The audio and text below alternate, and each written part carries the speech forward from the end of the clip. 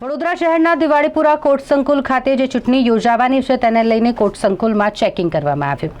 વડોદરા શહેર પોલીસની ટીમ દ્વારા દિવાળીપુરા કોર્ટ સંકુલ ખાતે ચેકિંગ કરવામાં આવ્યું, જેમાં વાહનોની ચેકિંગ સહિત કોર્ટમાં અવરજવર કરતા તમામ લોકોનું પણ ચેક કરવામાં આવ્યું છે। ખાસ કરીને જે ટુ વ્હીલર અથવા તો ફોર વ્હીલર અને રિક્ષા લઈને પ્રવેશ કરતા જે પણ લોકો છે તેઓના ચેકિંગની જે કામગીરી છે તે પોલીસ દ્વારા હાથ ધરવામાં આવી હતી।